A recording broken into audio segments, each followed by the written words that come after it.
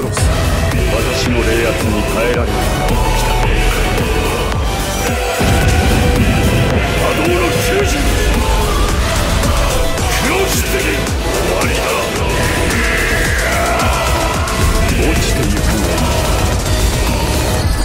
惑い乱れて砕け散る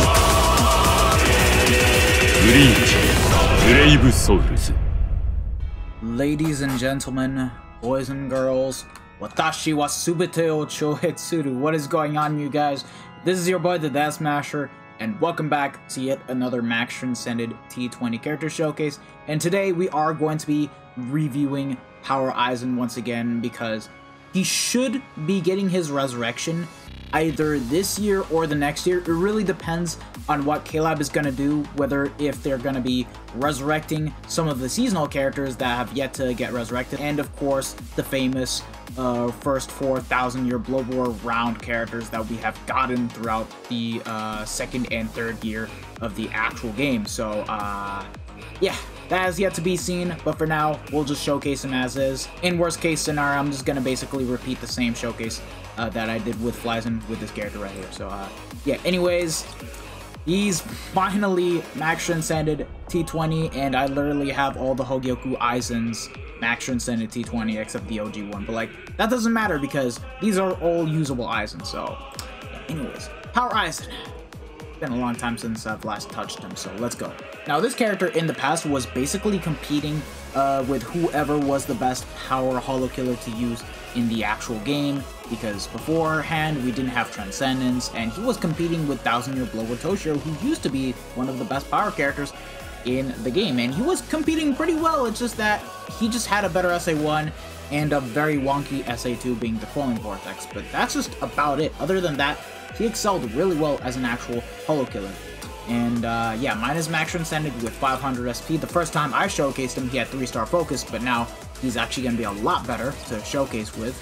Soul trait is strong attack reaches time of -12%, and I got him to T20 with full stamina damage boost and long strike because this is a character literally meant to have fun. So I'm not going to use him in IT. It's just going to be most of the content outside of IT where I'm going to use this character for. And the 6-star skills, yeah, he doesn't really have the best compared to most of the newer characters nowadays. So like for IT, realistically speaking, he's a pretty mediocre character. But that being said, he still has weakening on everything, which is actually pretty good. 20% bruiser, devastation of 40%, freeze immunity, frenzy +1, debilitator +5 seconds, and sprinter +1 as the overall standard 6-star abilities. So yeah, no berserker, no havoc. He did come out at a time when the units were not getting either havoc or berserker, so do keep that in mind. Anyways, we're going to be doing 2 builds on this character like always. The first being the full stamina damage boost build, and then the second one being the hybrid SAR SAD in co-op. So let's get into it. We gave him a badge, pill, and the bait. Unfortunately, I do not have a T-set for power yet, so who knows when I'm ever going to get one, to be honest. But the links, we have complete full stamina damage boost setup. So we have Tag Team Ichigo, which is 5 out of 5 with 500 SP, but it has low 5 SP on the Transcendent slot. Jushiro, same exact thing, and then Senkaisen has low 5 SP on the overall Transcendent slot. And look at that, we have very insane multipliers. Want to know how much we have in fact? It's literally a Berserker of 60%, which is pretty low. Keep in mind, he literally came with no Berserker upon release, and his full stamina damage boost is at a good whopping 86%, so it's not too bad in terms of the overall increases. It's just that we're not hitting anywhere near the 100% for when it comes to strong attack damage. And the same thing can be said for full stamina damage boost, even with the bonus abilities. So yeah, this character, in terms of doing the best damage possible, he is going to be somewhat underwhelming. But that being said, we are also going to be bringing with us Rudack's Nanao right here, because she can boost on the second strong attack, and on top of that, she even buffs Soul Reaper strong attack damage by a good additional 20%. So she's going to be a very valuable asset to the team in terms of being an actual power character, and the SP that we have on Aizen is at a good total of 5,145. So overall, really good considering the fact that all 3 of the links are transcended, and completely power links. Like, none of the links are off color, so there's that. With that being said and done, let's just go ahead and jump onto Aizen and showcase this dude. Now, before we get to showcasing this dude, I think a quick kit sum up would be nice to go over. So, in other words, this character has the exact same kit as Spirit Society Lisa, but lacks Havoc. So, yeah, the SA1 is a 2500 length beam, SA2 is a falling vortex, and then the SA3 is full screen. That's literally all that you need to know, and that's where Spirit Society Lisa got this kit from, so yeah, that's that. Now, let's get to showcasing the numbers. 39k on the SA1, 14k. Keep in mind the Nanao is also buffing the overall damage that we do, so it's actually pretty nice. Oh, there aren't around mobs here too. Oh damn, I'm gonna have to give him a Zeta pill, so. And then the SA3, 42k, so yeah, not too shabby, and I think I'll wait a bit before boosting up. Okay, now's a good chance to do so. There we go. Now, 48k, not too shabby, and I screwed up, unfortunately. Oh my god, wait. Come on, bro. Are you serious? Okay, now let's move to the next map. There we go. Let's use the SA3 directly. There we go. We did hit the 50k, so that's not bad. SA2, 16k. Okay. Yeah, the damage numbers are there, but they're not as impressive as what you would expect from a new character that we would get this year. So yeah, and even then, if we didn't have Redux Nanao on the actual team, he'd be doing a lot worse, and he would definitely not have been able to hit the 50ks. At the very least, I want to say bare minimum around 48, 47k at max if we didn't have Nanao on the team. But yeah, other than that, for most of the single player content that we have in the game and most easier content, you can still use this character just fine. Like in epic raids, he's still... Actually, no, not gonna lie. For Awakened epic raids, if it happens to be a new epic raid, he's not really gonna be the best, as he once used to be. And for most single player content, he'll be able to excel just fine, except for IT, so yeah, that's it. Anyways, let's move on over to co-op and showcase what he can do and how fast he can actually clear IZ from there. Okay guys, so here we are in co-op IZ, and the setup is pretty much the same, except the accessories. We did swap out the holobait with a Zeta pill, so that way we can actually hit underground enemies and get the job done faster. But the links are pretty much hybrid setup, so we have Ukiar right here that gives out SAD 25 and SAR 10 is Max Transcended with 500 SP.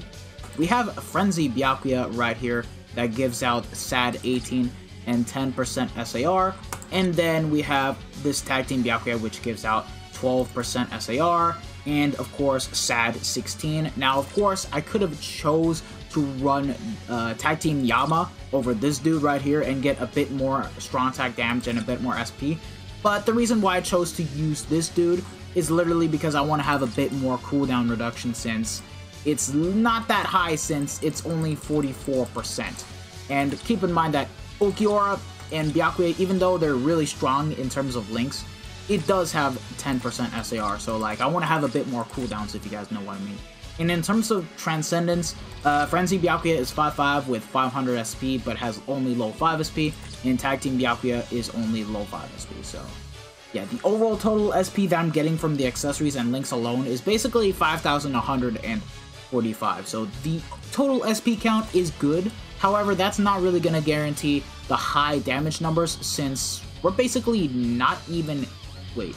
Okay, yeah, we are hitting the overall 100% total damage, but we are not going anywhere past 150, which is a bit unfortunate since we only have the Berserker up at 79% and the full stamina damage was at 25%. So yeah, do the math, it's 104% overall total damage that we get, so like we're not even hitting the 110%. So yeah, this is what it means to have no Berserker, lads. That's literally what it means. So let's just go ahead and jump into IZ and showcase him. So yeah, here we are in IZ.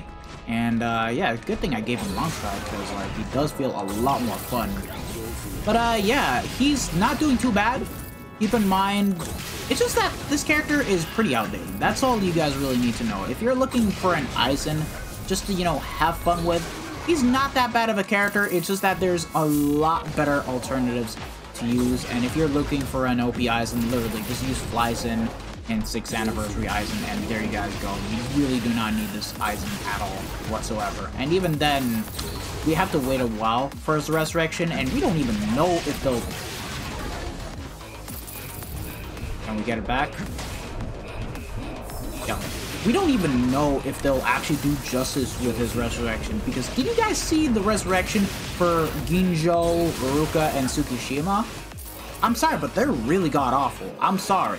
Like, sure, Ginjo got a very good treatment in terms of being an actual Link, but that's it, really. He didn't pick up Recharge, he didn't pick up any additional Berserker on the 6-star skills. It's just 20% stamina recovery, which I can understand because of Link, but when you guys really look into it, it's not really usable. And Tsukishima and Rudack got a really terrible shaft, honestly speaking, in terms of resurrections. Tsukishima isn't even usable. That's the sad part, really. So, like, I don't know, I don't really have high hopes for when K-Lab does resurrections for their characters. But one can hope, At the very least, they did do Flyzen justice despite not giving him Havoc. But that took way too long just to kill a couple of Soul Reapers, I'm not gonna lie, as bosses. What I mean? This is what it means to have no Berserker, so yeah. But this character, for when he came out, he did age really well. He did age well to the point that he was basically usable to use in IZ and just about every single content in the game. It's just that he's just been overshadowed by a lot better units, and power creep basically killed this character, so there's that. And now let's use Soul Bomb, and there we go. Not too bad, I'm not gonna lie. We were actually able to kill everyone just like that, so good thing he has weakening on his entire kit, so yeah. Oh man, I think this Aizen needs a remake, I'm not gonna lie. I would love to see an Arena Aizen of this kind of caliber, and just happens to be a bit more OP, but we'll just have to wait and see. Hogyoku Aizen that can turn into Ultra Fragor Aizen? You can only hope, am I right? We'll have to find out.